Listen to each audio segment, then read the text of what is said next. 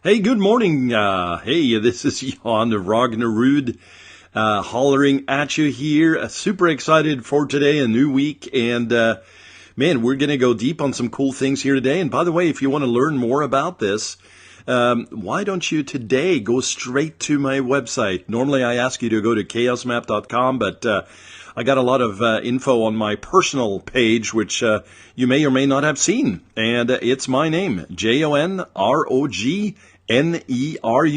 That's N as in Nancy. JanRagnerud.com. That's me today. And good morning to the media and marketing listeners, and for you guys and gals on YouTube. And of course, we're here on Facebook today, right from the Jan Ragnerud live page.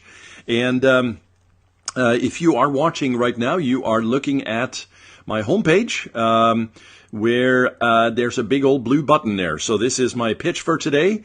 If you go there, I'll show you how to get started getting more customers and brand lift while lowering your eCPM. That's just a fancy way of saying, hey, let's get your visibility, traffic, leads, and sales up while you actually lower your cost, meaning you have a higher return from your investments. You probably know this by now. I and my team do a lot of Facebook ads. And if you'd like to set up an appointment to speak, just go to my website, janragnerud.com, and click the blue button. So that's my pitch for today. Thank you for listening to that. And we're going to go over to my main point today, and that is the market profiling diagnostic steps. You know, this is how you can really use this simple model to find out how to speak to your target audience, and also very importantly, discover the best ways to not only communicate with that audience, but to actually find out who are they, right? So you may have a general direction on this, or a general knowledge on who your audience is. But how do you talk to these folks, right? Unless you have really detailed surveys and data studies from your audience, well, this is going to really help today. So I wanted to share this. And by the way, big disclaimer, I did not invent this. In fact, a lot of the stuff that you see here, on the good old interwebs, but online in general, is from somebody else. You know, somebody did X, the person B copied X, person C looked at X and developed their own methodology from it, and it became Y, which became Z, etc., and iterate. So a lot of this information out here is obviously found in books, found online, in YouTube videos and broadcasts like this. But here's what's cool. If you are a practitioner as well as an educator, you have an advantage. I spoke about this last week at Chapman University in Orange, California, where, there's a lot you can read from books, obviously, and you can watch tutorials on YouTube and there's Skillshare and many, many places, Udemy or Udemy, however you pronounce that. And that's great. There's books you can listen to right now, right? Audible is awesome.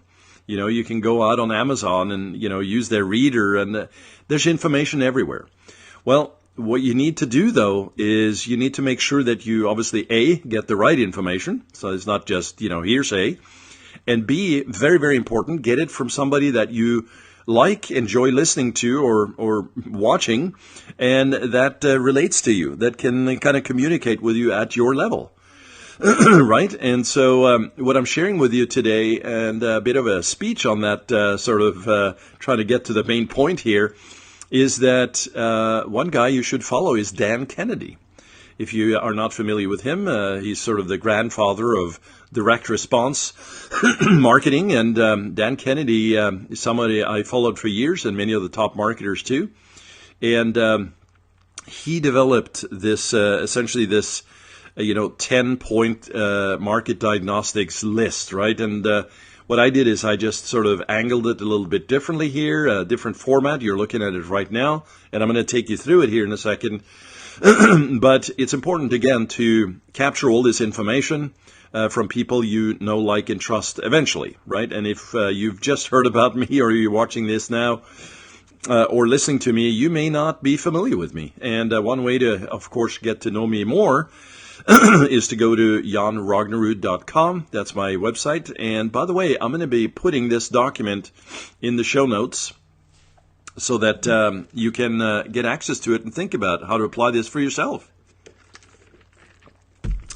All right. So let's dig into the 10 smart market diagnostic steps. These are essentially profiling questions to target your audience. There's 10 of them, as I mentioned, and the first 6 here are really, 6 or 7 here are really sort of focused on very factual, direct sort of black and white things, right? Then, as we start moving beyond that, it gets a little bit more into the, I was going to say metaphysical, that is way too broad. But it's a little bit more touchy-feely, and a little bit more on the. All of this ties into, of course, things we talk about all day long, which is, psychology and math, right? That's really what marketing is all about. But anyway, I'm not going to belabor the point. Let's dig right in. So number 1 is what I call eyes wide open here. And so what Dan calls out here is what keeps them awake at night. Indigestion, boiling up their esophagus, eyes open, staring at the ceiling. That's a big one right there. What we're talking about, and I covered this in the previous episode, especially when we're talking about Facebook advertising, this problem agitate solve, framework, if you will. It's a copywriter's secret, PAS, right? So it starts with a problem, and eyes wide open is exactly that. So think about that. Now, of course, your question may be, great, Jan, I have some data on this, but how can I learn more about this? Well, for all of these things that I'm calling out today, if you have an email list or even, a bunch of followers, and it doesn't have to be that many, but you have enough data points to be able to do the market research, the analysis, pulling in your own resources and actually surveying. So literally a survey for finding out what they actually are, eyes wide open about. Well, that's going to be magic for you, because now you can address that. And that leads right into number 2. Afraid. What are they afraid of? And afraid doesn't mean, I'm scared to go to war, right? We're talking sort of, Western civilization, if I can broadly speak from that angle. It's basically, what are you afraid of? And afraid of could actually be your competitor, right? Doesn't have to be personal at that level. Who are you afraid of in terms of your competitors out there? Are the competitors that are doing really well and you're just afraid of them overtaking your market? So think about that. And there's multiple points to this. By the way, when you get Dan Kennedy's book, I think it's The Ultimate Sales Letter, that's the one that this actually is listed in, right? So I think both that and there's also an Ultimate Marketing book from Dan Kennedy, both reference the 10 market diagnostics list. So you might want to pick that up to get more detail. Number 3, pissed off, right? Okay, so now it's getting into this level of, hey, what are they angry about? Who are they angry at, right? So talked a little bit about the afraid and your competitors, et cetera, et cetera. This takes it to the next level, right?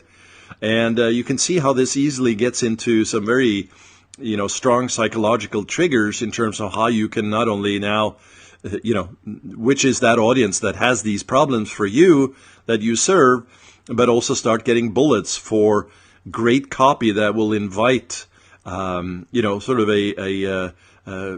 when I say positive trigger, meaning positive trigger to take action towards your message and your next steps in your sales funnel or your marketing funnel, right? Number 4, frustrations. What are their top 3 daily frustrations? And if you think about that for a moment, now we're sort of going in from this, eyes wide open. What are they afraid of? What are they pissed off at? What are their frustrations? So your customers or prospects, your potential targets, what are their daily frustrations that keeps coming up that is maybe more specific than just looking at the ceiling at night or 3 a.m. in the morning, right? There's something going on that is an additional touch point, or 3 of them in this case, that you can call out. Now you could find out that there's 5 or 10, right? Well, list those down. The idea that, presenting this is that when you go through these, you can start making some notes on this. And I'm talking notebook, right? You don't have to sit in front of the computer and try and get this right out the gate. You might just want to brainstorm here. Number 5, trends. What trends are occurring and will occur in their business or lives? So here's a great way to find this out, by the way, very quickly. Again, back to your survey list, fine, but you can go to Google Trends. Look at Google Trends, type some general keywords, find out trending information in terms of the marketplace, in the business, right? But also what trends are going on in their lives.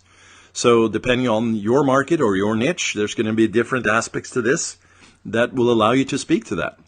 So trends is a big deal as well. And you can see how these now are stacked on top of each other to give you a nice picture of, Tom and Susan, your independent avatars that you can address and speak to and really formulate messages to in a series of events that really will make them take action. And by the way, love you for it at the same time, right? This is not about, let me try be weird and sneaky and, play some sort of reverse psychology game here and try and draw them in that way. This is truly you trying to address their needs, calling it out, nudging them forward, and yes, agitate that as well, as I mentioned, to get them to take action, because the end result is you have a great product or service that would allow them to get their problems solved. So think about that. This goes deeper than just a series of marketing messages.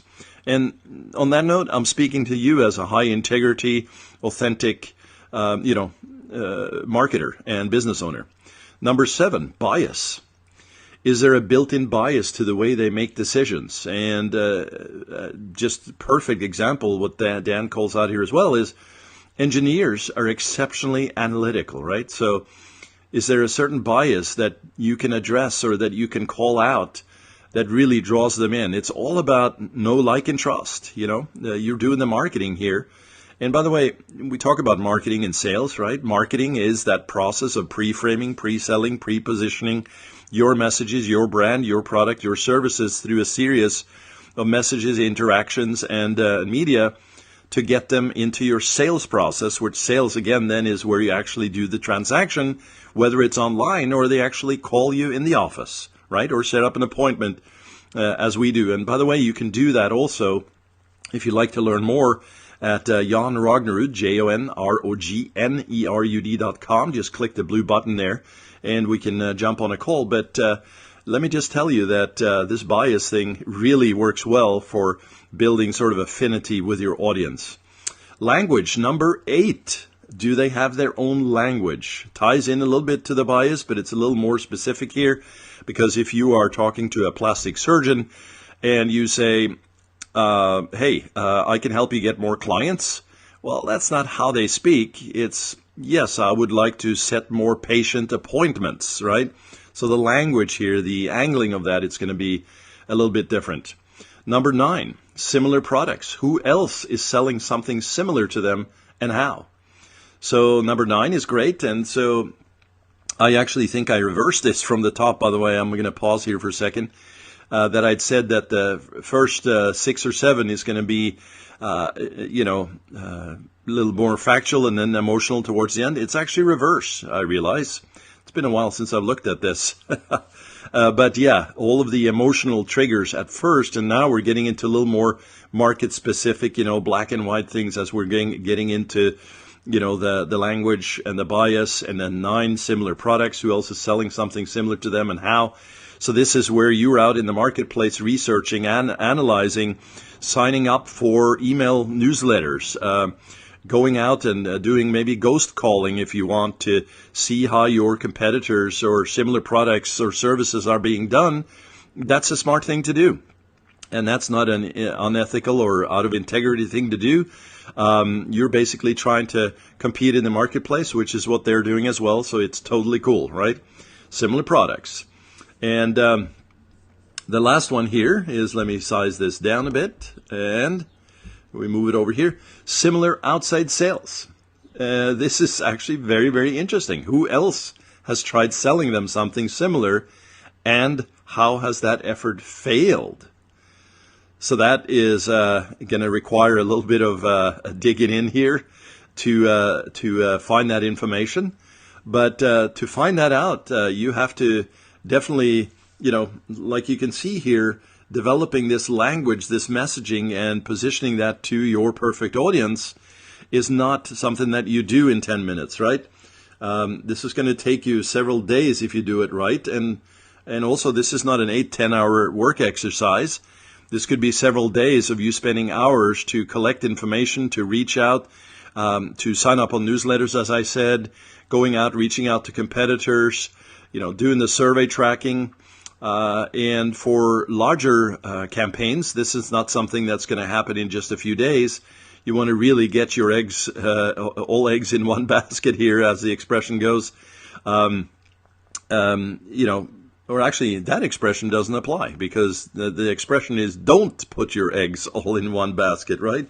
But I digress. This has to be something that you do not once, but you do it right, of course, out the gate, and do it extensively, meaning you go deep on this, and that you keep updating this and checking this as you go. Obviously, everything that you do here from a marketing and then ultimately sales perspective is going to have to be tracked. The tracking will allow you to see how well are these messages and these touch points resonating to actually bring you conversions. So that's why this is so important. And again, I'm going to link this document here in the show notes today. But I just wanted to take you through this real quick, because one of the things we get often at the agency is the lack of consistency of messaging to the target audience. It's sort of just somewhat haphazardly thrown out there. And again, each business at different stages of business evolution, different sizes from, your small business or solopreneur, etc., all the way up to multi-million or billion-dollar companies. You still have an opportunity to tune this and to drill down and to find out how can I better improve that targeting to my market and to the audience that needs to receive this. And so this has been the 10 smart market diagnostic steps to have you think about this more and to try and really drill down to tighten this up so that you can get more sales and that your marketing is going to work better for you. So that's it for today. Just wanted to call out if you'd like more information on this and how we do this with traffic and sales from Facebook ads. You can go to jonrognerud.com, JONROGNERUD.com, and click the blue button there. Some other information on there, some client testimonials. Got my blog, you got my media and my books, speaker information. So there's a lot on here, but I really just wanted you to learn about the 10 steps and also think about how this can apply for you. And if you'd like more, just go ahead and click the button there. And outside of that, I hope you're having a great day, evening or night. It's a good morning here from Los Angeles. And hey, it's looking to be a nice day. And I hope that's true for you as well. All right, guys and gals. See ya.